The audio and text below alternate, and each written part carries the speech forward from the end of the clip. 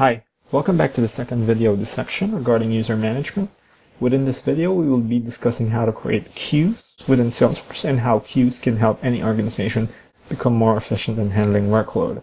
In an organization, one of the key tasks is how to manage the workload across teams and how do we ensure that records are distributed efficiently. In order to do this, we can create queues to which we can route records to a certain location, effectively giving ownership of any selected record to a queue, which can later be distributed to a specific user or be taken ownership by a member of the queue. So for our example, we will be using Mojo Electronics that would like to manage the workflow of their sales team, distributing potential sales leads gathered through their website and other campaigns to the whole team instead of assigning individually to a member of the sales team.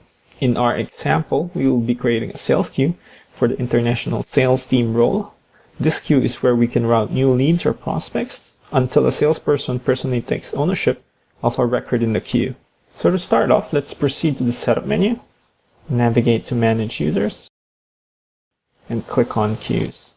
On the Queues menu, you will be greeted with the list view of all available queues on the system. Same with the Users menu, you can create a list view with certain criteria for what queues you want to see on that list view. So for now, let's just create our first queue in the system by clicking on New on the Queues menu. On the Create page, the first information to be entered is the queue label along with the queue name. So for the queue name, let's just enter International Sales and International_Sales as our queue name.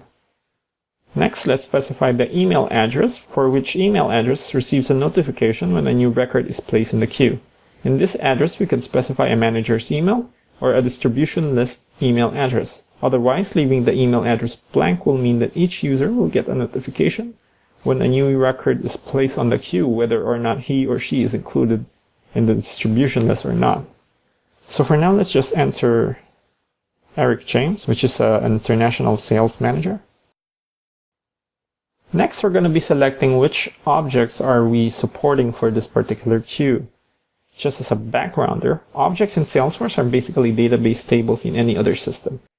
By definition, this includes standard objects like accounts, contacts, leads, or opportunities. This also includes custom objects, which we will be discussing in more detail in a later section. So adding a support for an object in a queue means that ownership of any record under that object can be assigned to this queue we're creating. For now, we'll select lead as the supported object for this queue.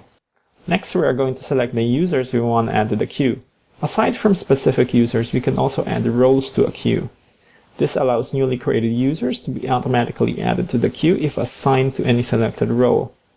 Let's select roles on the search box and enter sales in the keyword text box and click on Find. So for now, let's select role International Sales for our International Sales queue and click on Save to finalize our changes. To demonstrate queues, let's go to our lead, Kristen Atkin.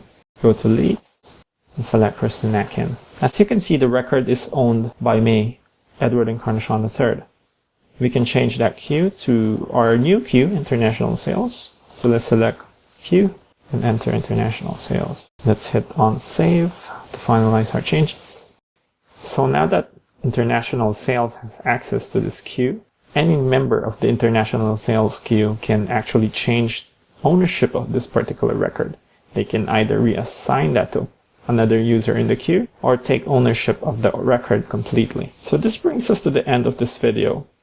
In this video, we have tackled creating queues. Queues are incredibly useful within Salesforce. Aside from helping us with workload distribution, we could also use it with automated workflows, web-to-lead forms, and other forms of automation possible with Salesforce.